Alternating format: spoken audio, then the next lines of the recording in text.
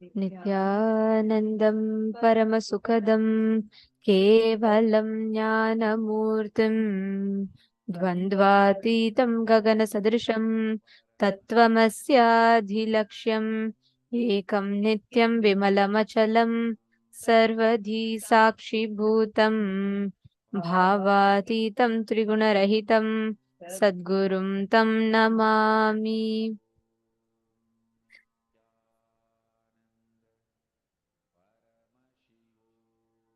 Nityanandam.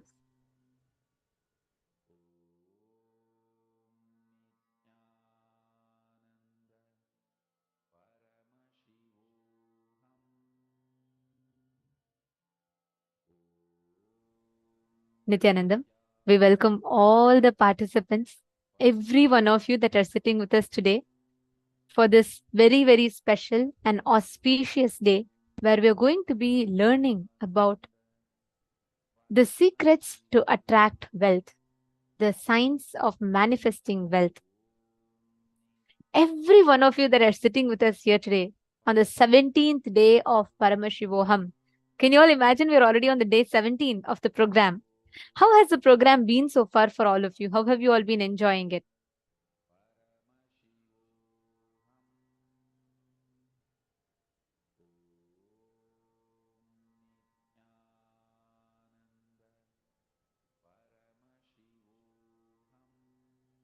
We request all of you to take a few minutes and share. How have you all been enjoying the program so far? We have been learning the sciences of parallel universe, astral travel, so many different things. And now we're all understanding, learning about one of the most important aspects of life, the science of wealth manifestation. How we manifest wealth. How can we create wealth in our life? We're all going to be learning the science, understanding the science, and mastering the science. Now, every one of you that are sitting here today, hope all of you are enjoying the program in this 17 days, and hope all of you are having a lot of clicks, understanding the deeper sciences.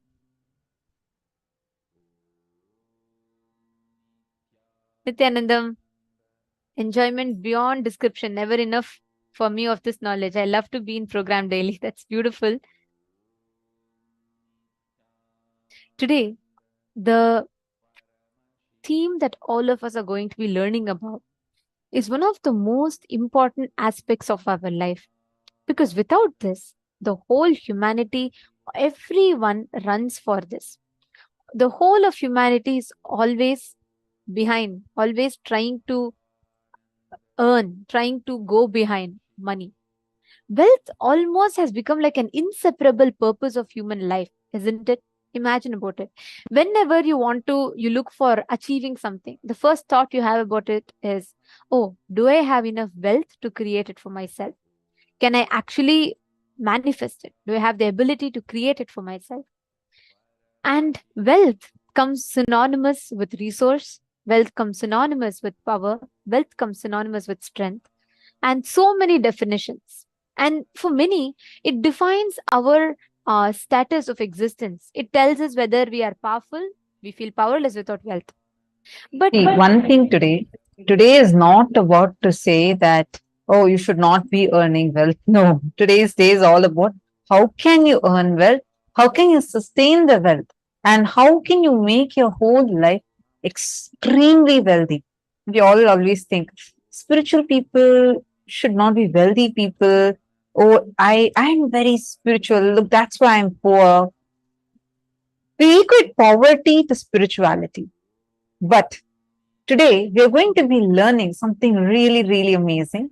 We are going to be understanding how you can become extremely wealthy.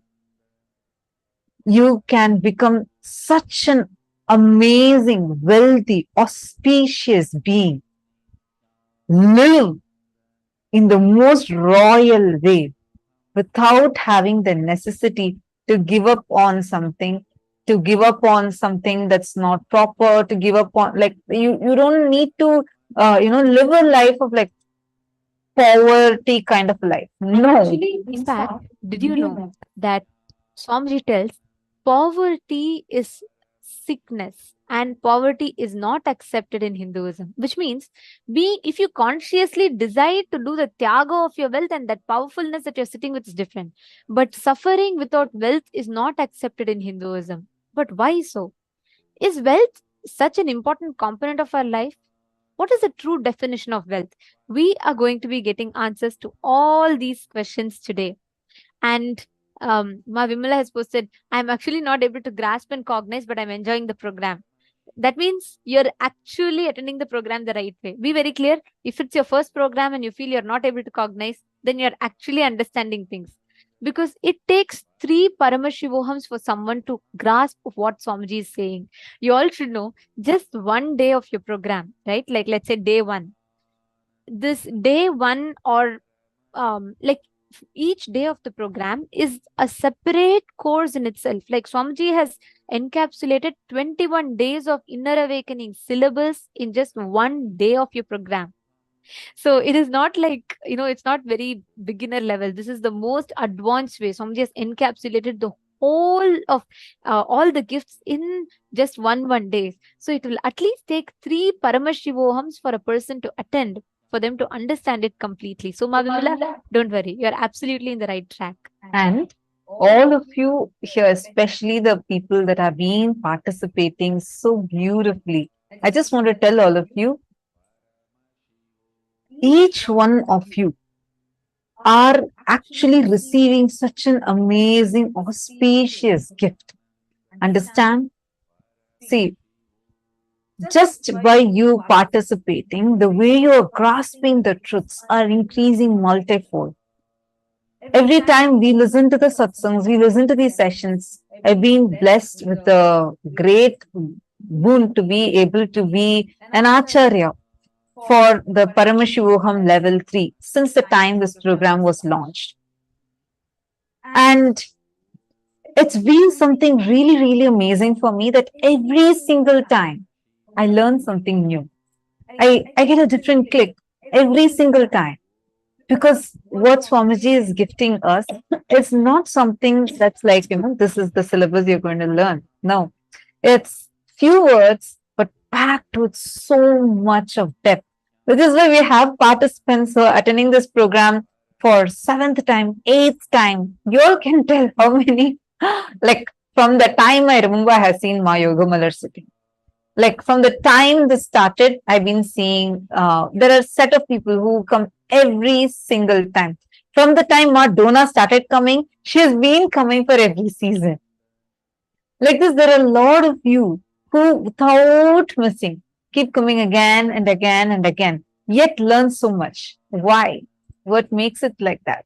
Because one, the way Swamiji designs the program is something so phenomenal. Can't believe like 17 days. Oh, wow. And just participate more. You would see such an amazing, amazing truths just getting revealed to you more and more. And I request all of you to share with us your breakthroughs, how it has been. Don't just post it as a message on the Zoom. Actually record yourself. Each of you record your experiences and share that links with us. All right, let's first enter into today's day. Who all want to have breakthrough in this wealth manifestation? Who all here want to really become wealthy, really understand the nuances of how wealth manifestation happens, what is stopping you from being wealthy, and how you can actually become literally a wealth magnet?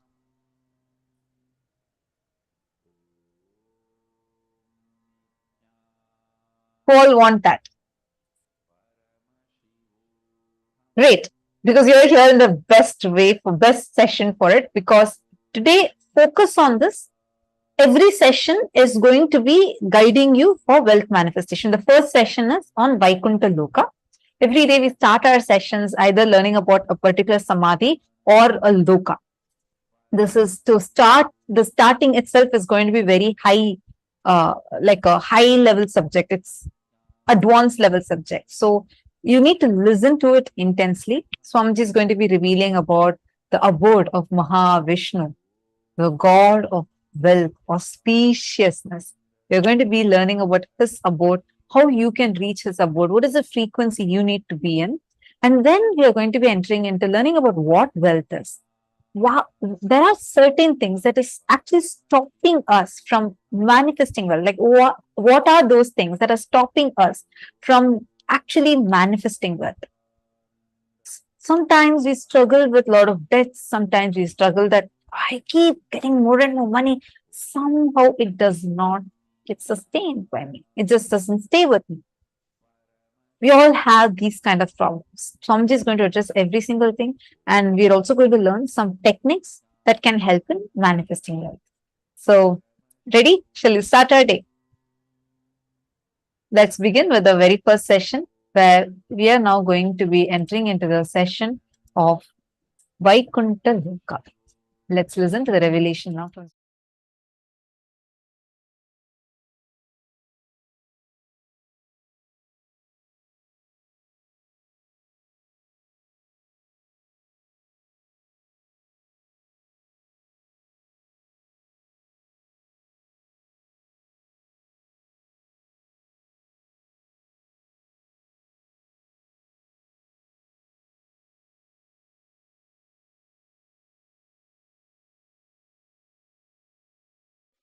14 lokas are stopping with Brahmaloka. After that, the 4 is beyond Brahmaloka. Vaikuntha, Shripuram, Kailasa, Mahakailasa is beyond the 14 lokas. There is only Turyadita in those 4 spaces. Vaikuntha, Shripuram and Kailasa, Mahakailasa.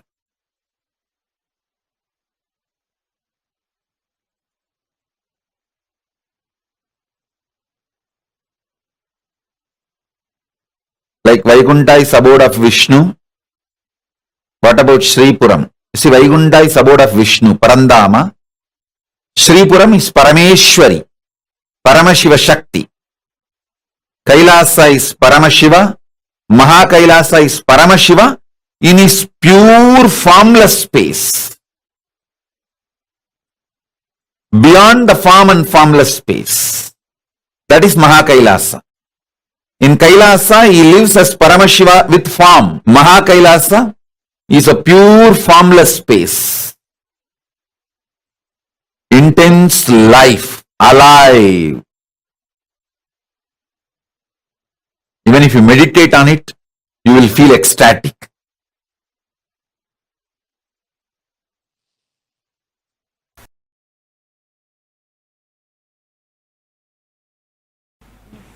There's a beautiful story. Vishnu was lying on the Vaikuntha. Mahalakshmi was pressing his feet. Suddenly Vishnu got up and started running. Mahalakshmi thought, did any demon attack Vaikuntha? My whole life, Mahavishnu running like this. And she was also chasing him and asking, Arey, tell me, why are you running? At least tell and run. Which demon is attacking? I don't see any demon, any attack. Then Vishnu, without reducing the speed, the same speed running, and he's telling, look there, look there. There, the Prahlada was trying his small hand and trying to show in which pillar Vishnu is there. The father is asking, Hiranyakashipu is asking, hey, in which pillar your Narayana is there? In this pillar or that pillar? So the Prahlada, small kid, he is only a 5-year-old kid. When Narasimha Avatar happened, he is only 5 years, not even 6. 5 running. So that small baby is raising the hand and trying to show. Narayana says, whichever pillar that finger is showing, I have to get into that pillar. I can't afford to let my devotee down. It boils down there.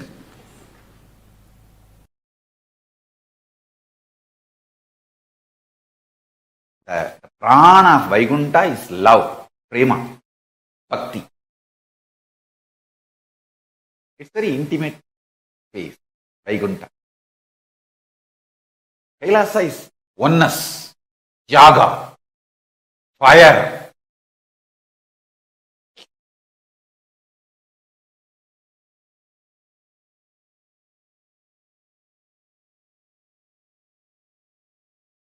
Vaikuntha is more like a cool prema bhakti, the love space.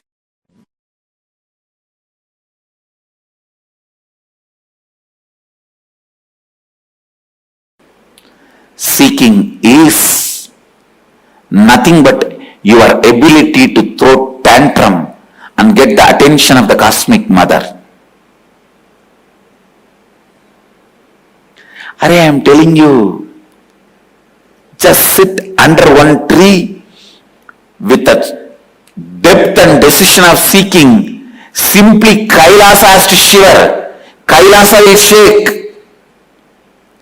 Don't try to be Ravana, trying to shake the Kailasa. You will be caught under. Just be a yogi.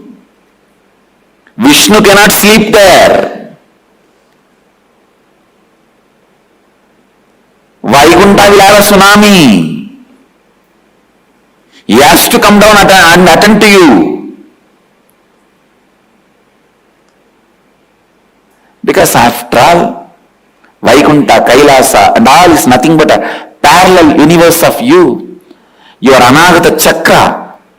The parallel universe of your Anagata Chakra is Vaikuntha. Parallel universe of your Anya is Kailasa. If you shake your Anya, Kailasa has to wake up and Mahadeva has to appear in front of you.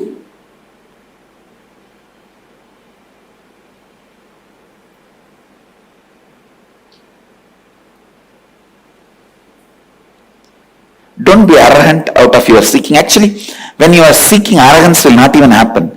Now when I am explaining, don't see this as arrogance. Very pure, clear, confident and the straight, right guidance I am giving you. It's not arrogance.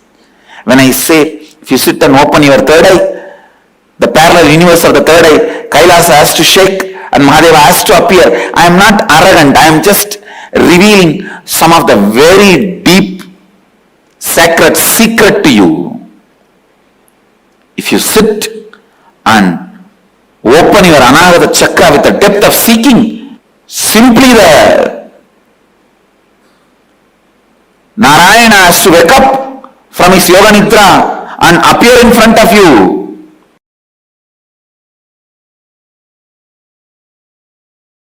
Let me explain some of the important things you need to know about puja. The first truth you need to know, God exists and He accepts your love, your devotion. Actions you perform as demonstration of your sacred sentiment that I love you, I am surrendering, I recognize your existence in my existence. Whether you are happening to me in the form of joy, health, wealth, bliss, contentment, all the good things I feel as good things, or some things which I am not yet able to recognize as good things. You may be happening to me in whatever way you want, whatever way life is happening to me, but I do recognize your existence in me, in my life, in my existence. Sharing this truth authentically is what I call devotion, bhakti.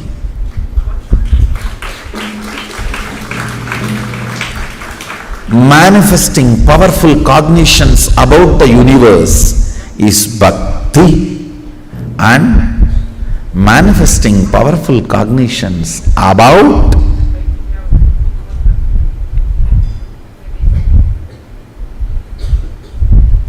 everything that exists is puja. Puja is the time you naturally manifest most powerful sacred cognitions about life, about universe, about God. Especially if you understand those mantras, the sacred sentiments, meaning behind those mantras. We will start soon classes, sessions, for every one of us to understand the sacred sentiments. When you sit with those sacred sentiments and Bhava Samadhi, I tell you, it is literally Shakti Pada with Sadashiva himself.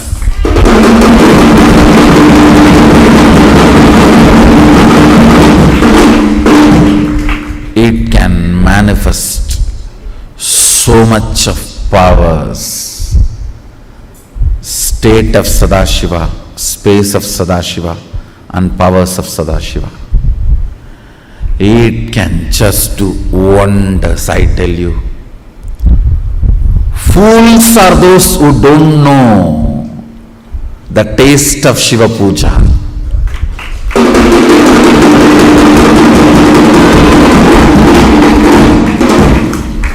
It is actually literally missing an important component in the life. When I use the word Shiva Puja, maybe you should take this as a meaning of Ishta Devata Puja. I don't want to exclude the Shaktas or Vaishnavites or other deity worshippers.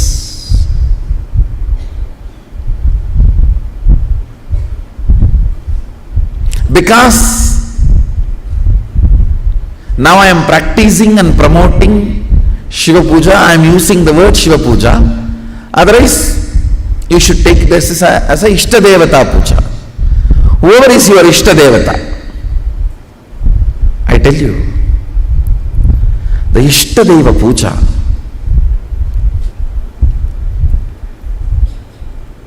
physically sitting and cognizing the Archavatara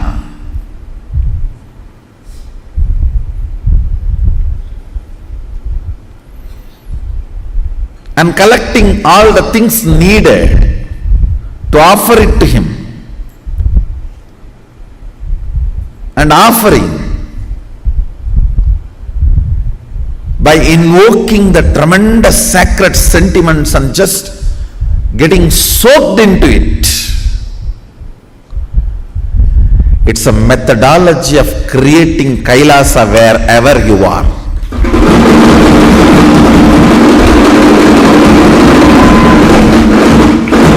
You have power to manifest Kailasa where you are. And your sacred sentiments are so powerful, he has to recognize it. And he is waiting to recognize it.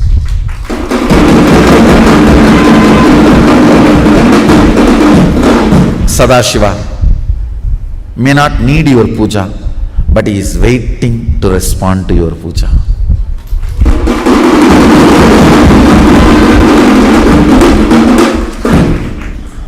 Your sentiments are different. You think, oh, if he is waiting for me, then he needs me. No.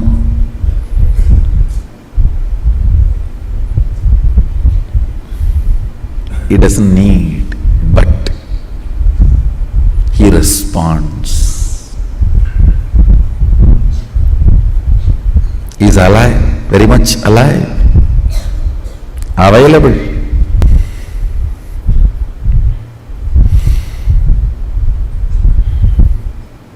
Puja is 100 times more than sitting in mandala process with me. When you sit with me in the puja, the Shakti Pada is 100 times intense than the mandala process.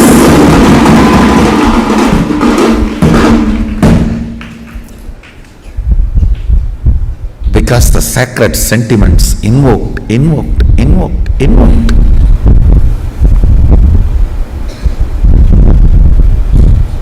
And just like a wave, rising and settling, rising, and it settles into your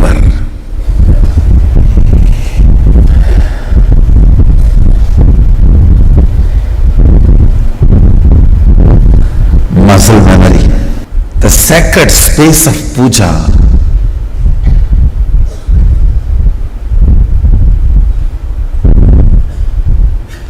the sweet space of puja. So it is such an intimate romance, I don't have words to describe it.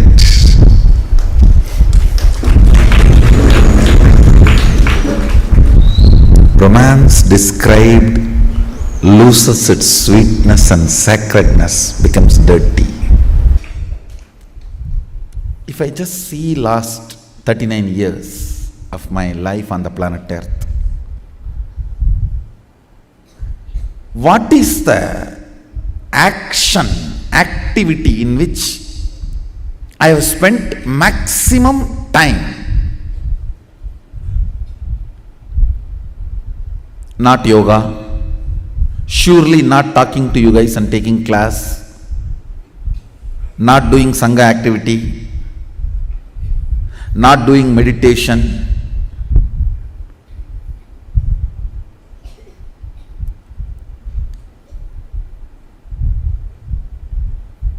At least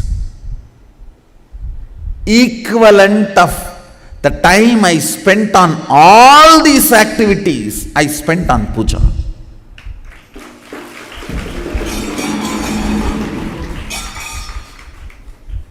Sometimes 11 hours or 15 hours at a stretch I will sit and do puja.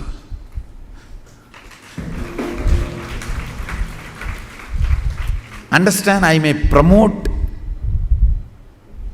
the Shaivite rituals, Agamic rituals, but I myself was Sakta.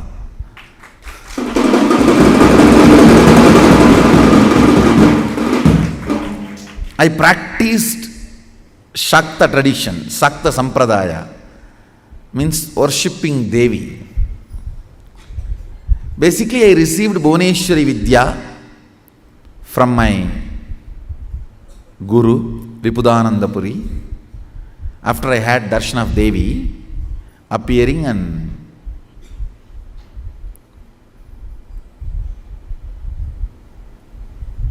I made the deity of Devi with my own hand in a stone variety called soapstone. In Tamil they say Mavakkal. It is a kind of a soft stone. I myself made tools with my own hands and carved, took the help of local carving artisans, few hours their support. So after I did this deity, my Guru was thoroughly impressed, and she gave the Bhuvneshwari Vidya and Bhuvneshwari puja method, the practice. In those days there was no Google, so the local library is the Google. I'll go and sit in the local city library. It is not, I should not say city library, a village library. There was a government library where a lot of books will be there. And Ramanashram also used to run a library.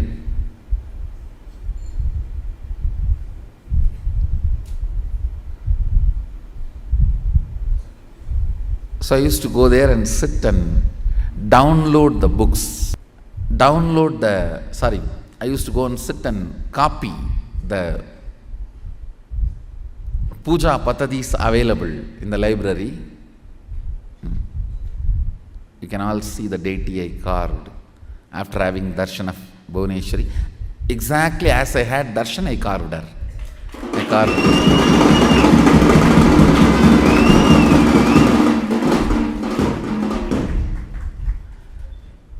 And actually, my life started with puja. It is Ganapati puja, Ganesha puja, with which my whole life started.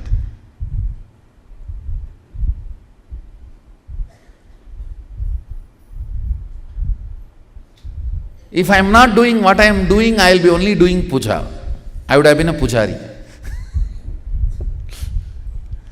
Just sitting in some remote corner Shiva temple from morning till night. I may be just sitting and pouring water on the Shivalinga, chanting some slokas I know, or the mantras I know. That would have been my favorite time pass, or life pass, I should say. After I started preparing the manual, my guru used to correct the spelling mistakes, and she will give me the meaning and procedure.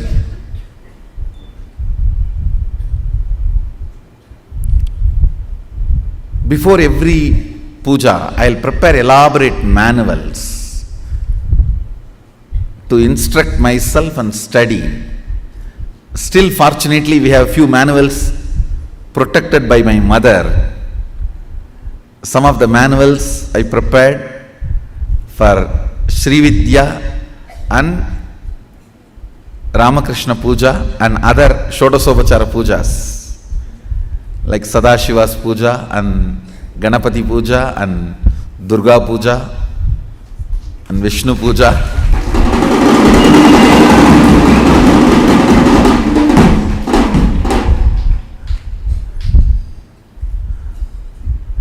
Still we have some of the manuals, fortunately.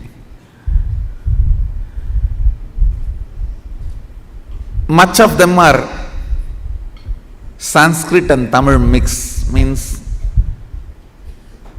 in Sanskrit script also I will write the mantra, and then Tamil script also. I will write the mantra and write the meaning in Tamil, procedures in Tamil. We do have some manuals with the Sanskrit script. Can you get that? Devanagari script.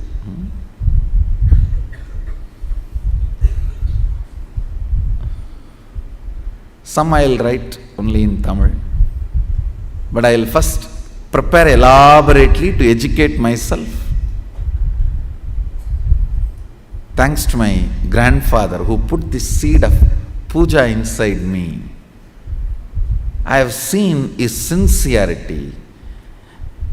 See, when the business hours increase, he will come back to home only night 1 o'clock. And after 1 o'clock, he will take bath and do the night puja. Night puja will be only 10-15 minutes.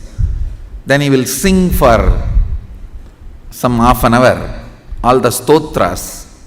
He will go to bed by 2 o'clock. Next day again he will be up, awake 4 o'clock, take bath and do his pranayama. I have not seen him doing yoga, but I have seen him doing pranayama. He will do pranayama and start his puja. He is not a great pandit, but whatever few mantras he knows and stotras, with that he will do a very relaxed, spending lot of time, not hurry-burry, washing and cleaning those deities, clothing them and jewelling them and applying sandalwood paste and offering flowers or bay leaf and then the Naivedyam. Elaborately, very relaxed way, at least 1 hour he will spend. I have seen this from the time I remember me. From the time I remember me,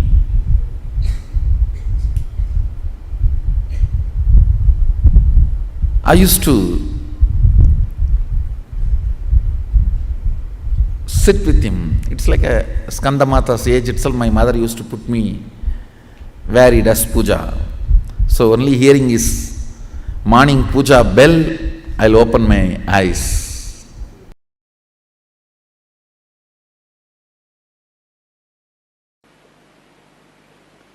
There's a beautiful story in Ramanuja's life.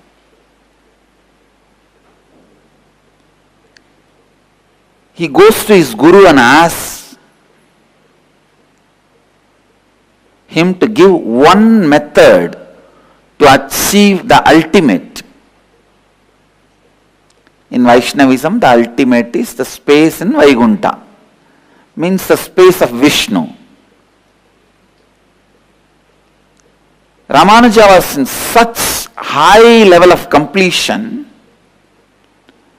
The Guru gives him the initiation into the great mantra, Namo Narayana, Om Namo Narayanaya. And immediately, Ramanuja gets the glimpse of that space. Because he was in right context and the initiation was given, immediately gets that space. But the Guru says, don't go out and give this mantra to anyone and everyone, otherwise you will go to hell, they will go to Vaikuntha. But I tell you, whenever you experience, you will be possessed by the spirit of enriching. Whenever you experience, you will be possessed by the spirit of enriching. Here Ramanuja was possessed by the spirit of enriching. He runs to the temple tower, stands on the roof and calls everyone and says, come on, come on, come on. I have a secret technique to achieve Vaikuntha.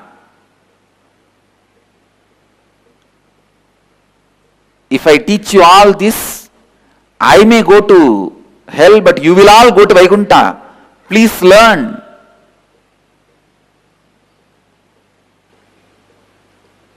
Immediately, he initiates everyone into that great principles and the Maha Mantra, Ashtakshari, Om Namo Narayanaya. And please understand, you cannot even stop yourself from creating when completion happens in you. Completion is so powerful that uses you and simply creates naturally through you. When you complete, creation becomes your natural self-expression, and you cannot stop even yourself from radiating creation.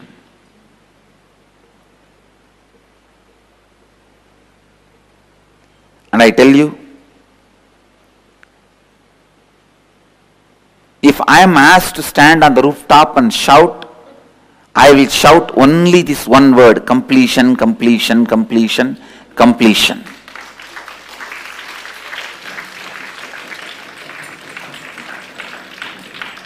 Like Ramanuja, how Ramanuja shouted, Om Namo Narayanaya, the mantra for the ultimate Vaikuntha.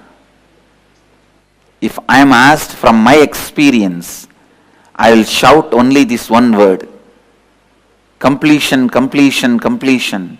Learn the science of completion. Live the science of completion. Live completion.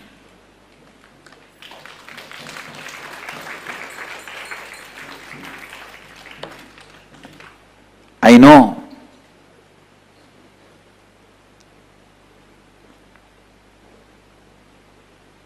Ramanuja was heard by a few thousands. Now I am heard surely by few millions, because I am shouting in the media. But I tell you, completion completion, completion. Learn the science of completion and complete with everything.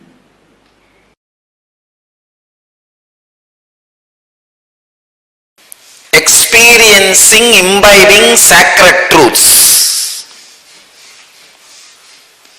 Swadhyaya. Please understand. If you want to experience Vishnu, Vishnu represents a sacred truth of cosmic pervasiveness. Vishnuhu means cosmic all-pervasiveness. Imbibe that sacred truth of cosmic all-pervasiveness through deeper and deeper understandings and visualization.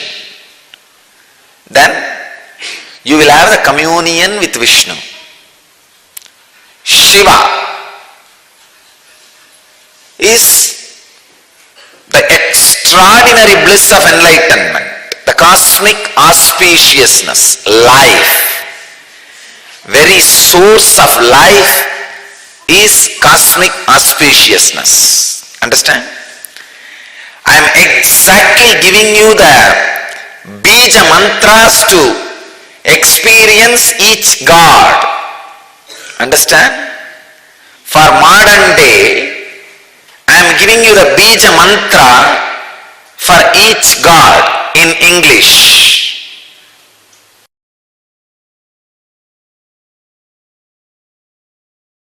Pure consciousness is all pervasive. Even the moment you meditate, you just know.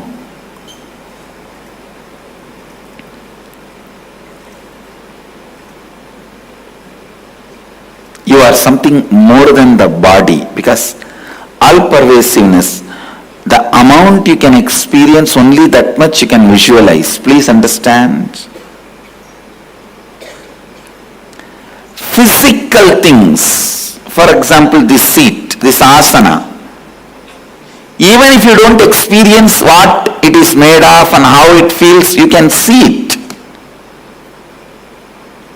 You can grasp it. But the more and more things become subtle, it's the depth of your experience, how much you feel one with it, that much only you will know it. For example, physical, I already gave the example. You don't have to become one with this seat to see this seat or to use this seat, but a mental idea. You may need to become one with that idea to grasp the emotion and context behind that idea. Spiritually, how much you experience oneness with that idea, that much only you will even understand it. Please understand, pure consciousness is all pervasive. Meditate on it. What is it? All pervasive. Is it ocean? No. Even water is not all pervasive. Is it air? No. Beyond the Valimandala,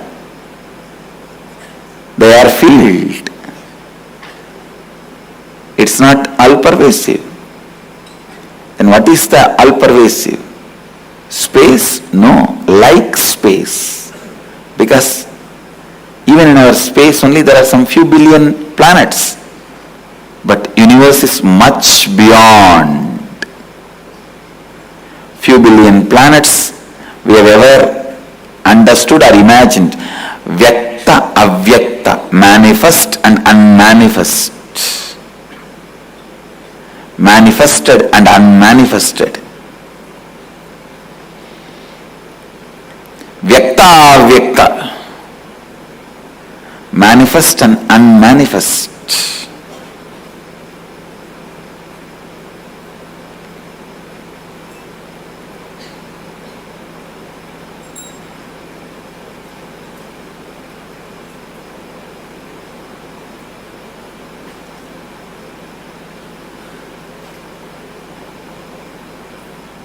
Meditate on it. Meditate on it. Meditate on it.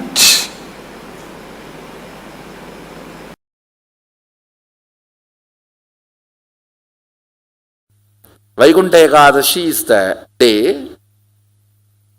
So tonight Dwadasi starts. Now all the devatas are supposed to wake up and do their panchakriya and yoga, nitya anushtana, and start their puja.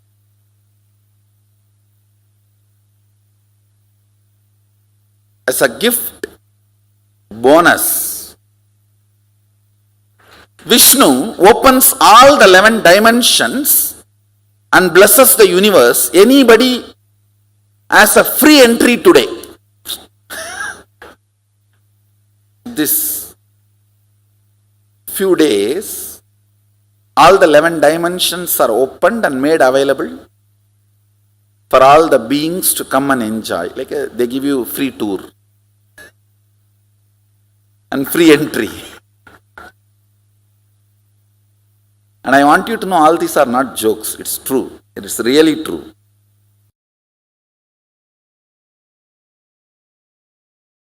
Listen. Los Angeles Kailasa is one of the most important Kailasa till now I have manifested. The deities are literally birthed by Paramashiva, myself directly. The Archavataras residing in Los Angeles can connect you directly to Kailasa and other vertical time zones. Sit, pray to Venkateshwara in Los Angeles Kailasa, you will experience Vaikuntha directly. Connect, worship Ganapati in Los Angeles Kailasa. You will experience Kailasa directly. You will see Ganapati in Kailasa directly. Every deity. Same way. Rajeshwari in Kailasa, Los Angeles. Connect with her. You will directly see Sripuram, Parashakti, Parameshwari, Rajeshwari. Every god in Los Angeles is directly birthed by me, Paramashiva, myself. The deities there directly will connect you to other portals, other lokas, and bring all the best things from that loka, not only the boons you ask, darshans of gods, and liberation itself. Los Angeles Kailasa will be one of the most important Mukti Kshetra. This temple will be there forever till sun and the moon is there. That temple cannot be shifted. That deities cannot be shifted. It will be there forever. Liberating millions and millions and millions. I tell you.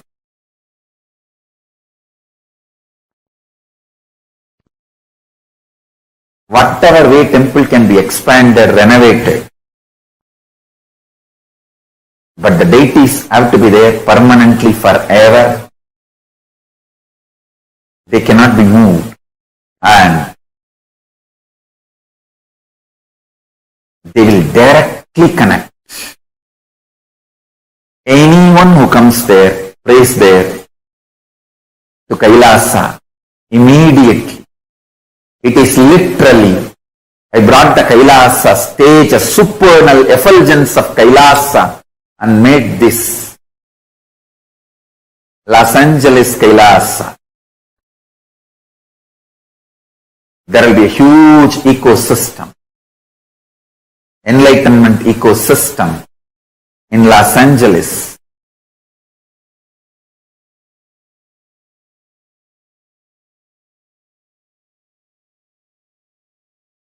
Like Tirumala, Tirupati, Varanasi,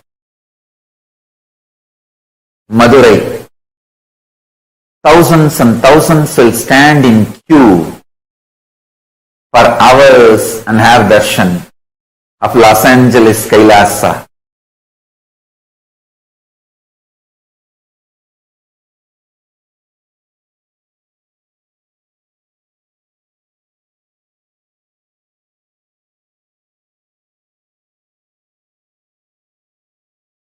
Paramashiva, myself, will be ever present, eternally manifesting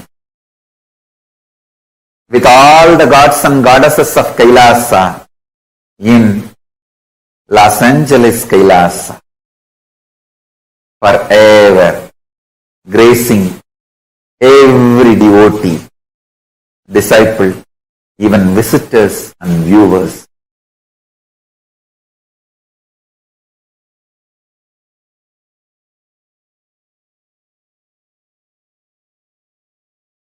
Los Angeles Kailasa is one of the connection points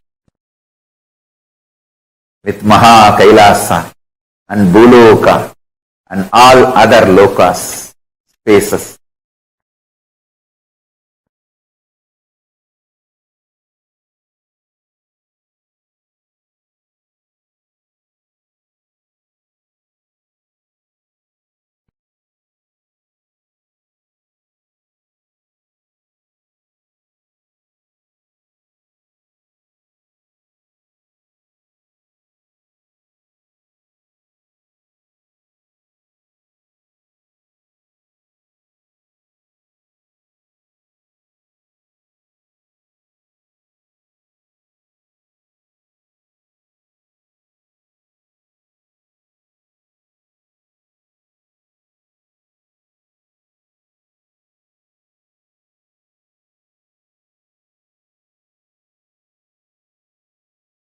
Los Angeles Kailasa is literally place where Paramashiva's being exists.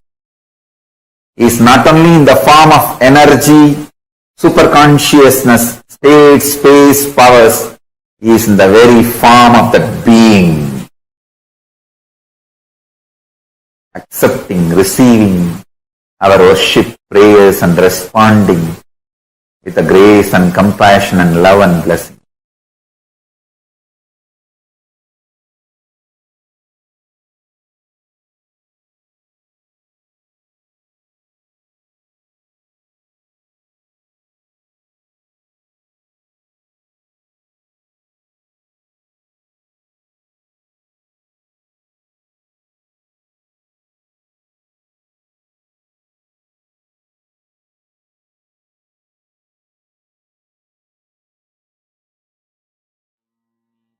Swamiji so beautifully explained about what Vaikuntha Loka is, the parallel universe of Vaikuntha.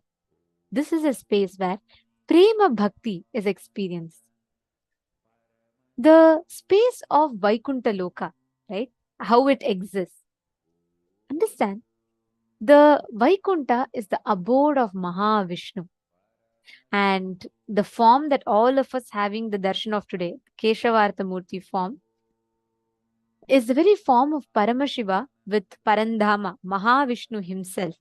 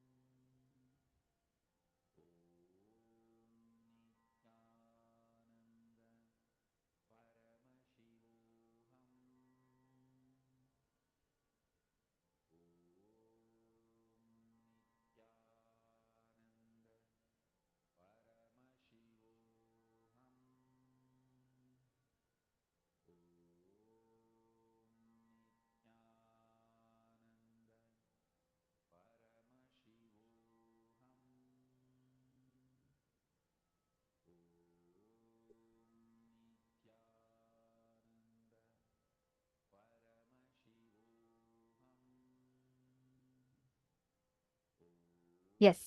Now, this form of Paramashiva as Bhagavan Keshavartha Murti. Keshavartha means where Paramashiva gives, like he and Parandama becomes one. They both merge to represent the cosmic principle of how the oneness happens. In this form, Bhagavan Paramashiva and Mahavishnu are seen together in one body. And you can see that the Damaru, the Paramashiva's drum on one hand, chakra of Mahavishnu on the other hand.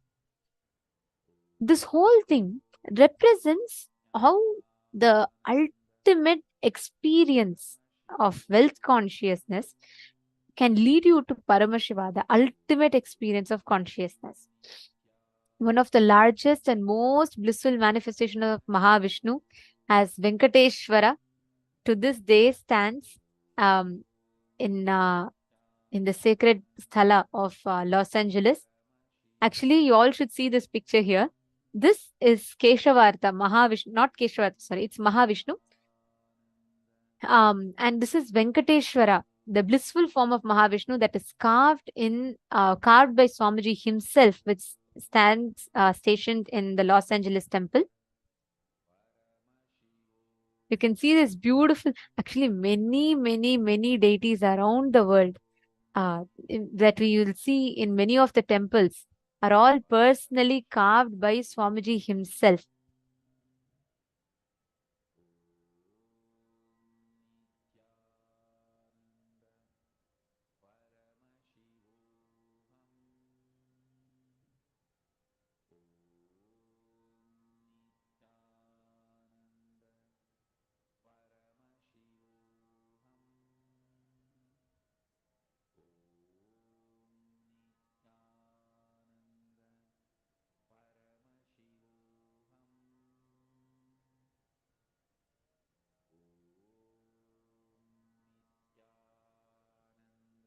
And understand, actually, if you see Parandama, right, he represents the ultimate consciousness of wealth. But when we tell wealth, it is not wealth as we understand, it's not money component alone. He represents the consciousness of abundance, the signs of attracting abundance in life. Parandama is a manifestation. He represents the um, life energy of the whole, actually, in his abode. The life energy of Parandhama's abode is love, prema bhakti, a very sweet, intimate space. And if you just remember, all manifestations of Vishnu represents this principle, prema bhakti, intimate, sweet love, that ultimate love, ultimate romance with life. That's why if you see Krishna, he gives you that juicy feeling of life, right?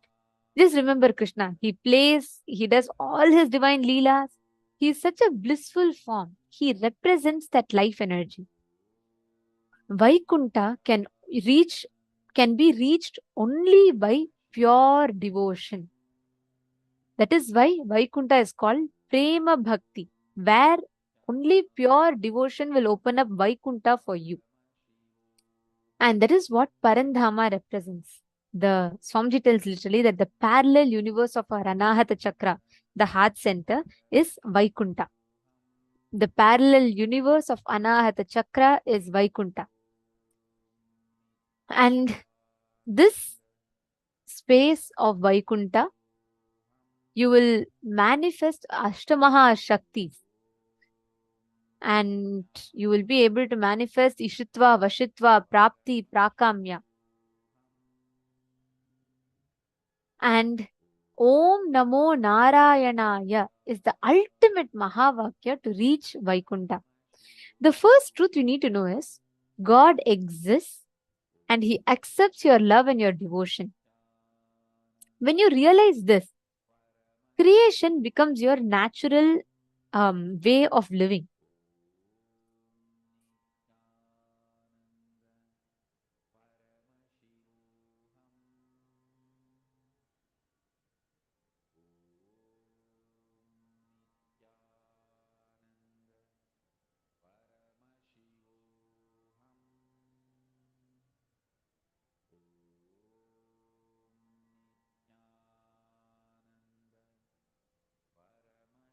Actually, Swamiji very beautifully explains.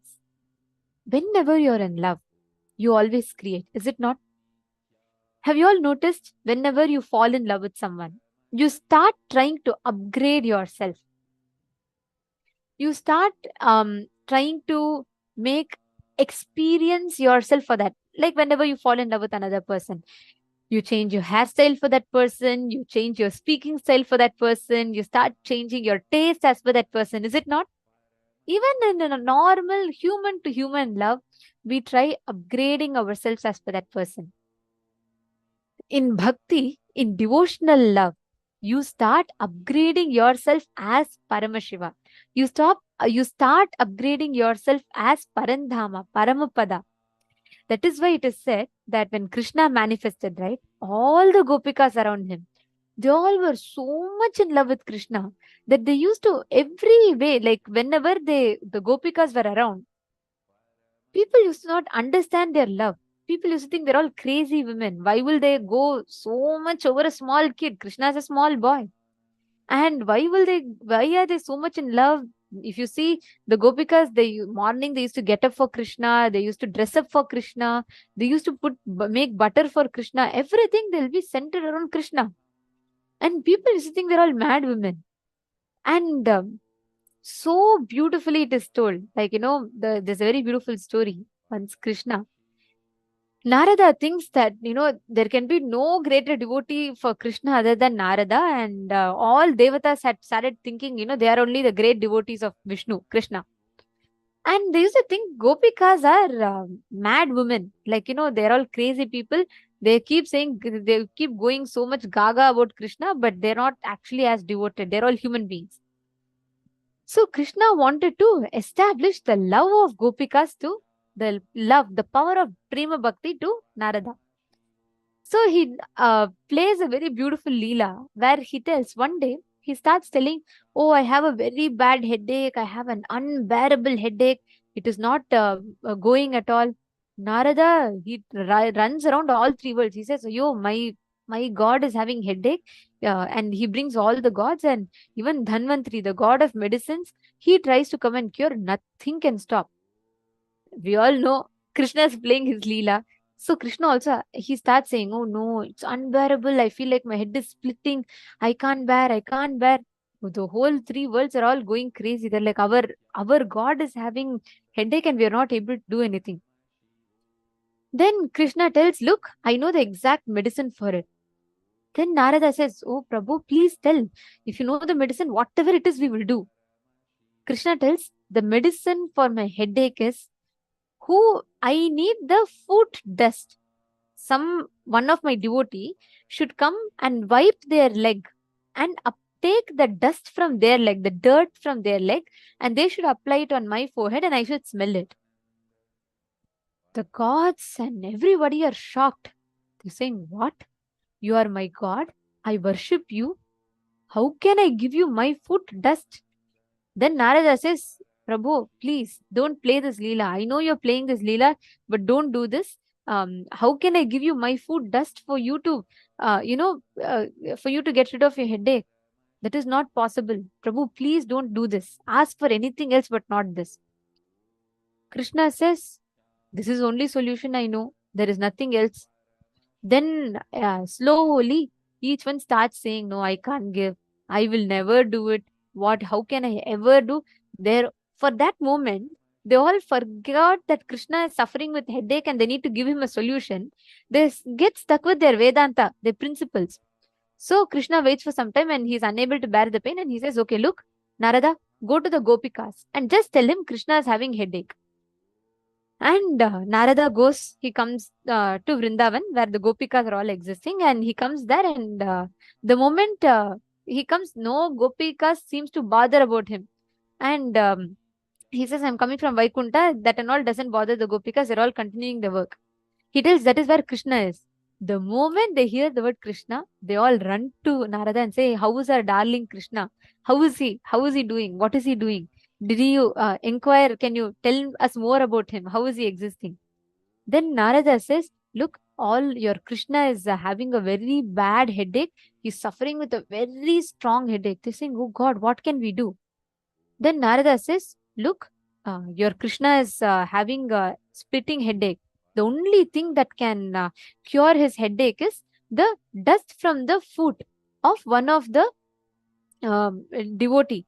Then if the dust is, whoever is having love for Krishna, whoever is great devotee of Krishna, they should put the dust from their foot onto Krishna. Immediately Gopikas, Narada thought, how will these Gopikas give? How can their food dust and all go there? After all, human being. Me, I am a great Brahma Rishi. My food dust itself can't go on Krishna. How can these girls give their food dust? Gopikas, the moment they heard that, they're like, God, that's all? He just needs the food dust.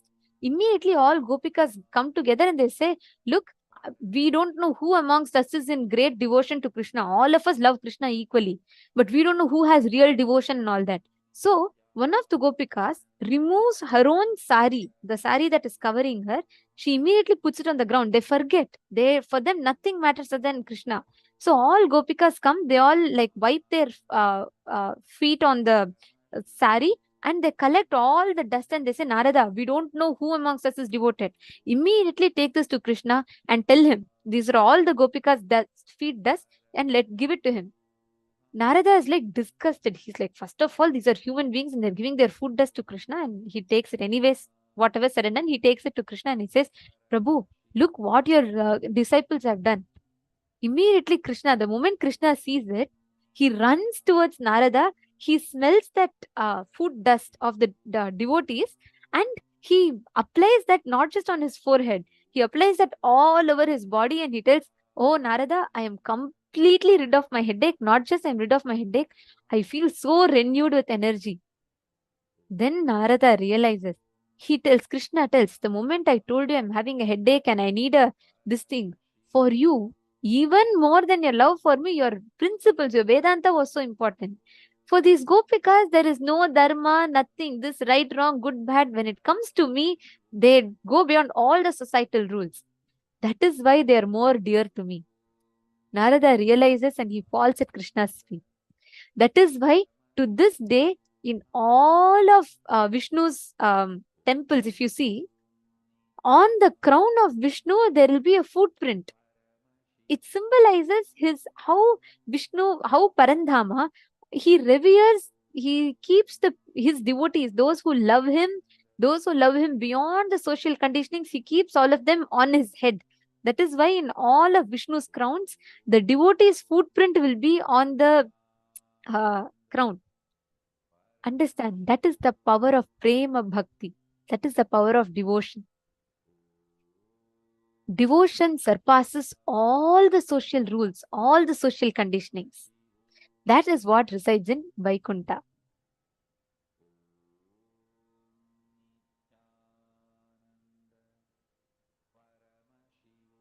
The moment you experience, whenever you experience this space, Vaikuntha will open up as prema bhakti for you. You will start experiencing tremendous love, tremendous overflowing bliss. That is Vaikuntha. That is the space of Vaikuntha. Understanding? Actually, today, all of us, whenever you experience love, right, you will see how you will be able to manifest the Ashtamaha Shaktis. Prapti, Prakamya, Ishitva, Vashitva, Anima, Mahima means you will be able to play with the nature of reality in front of you and change it as per your conscious will.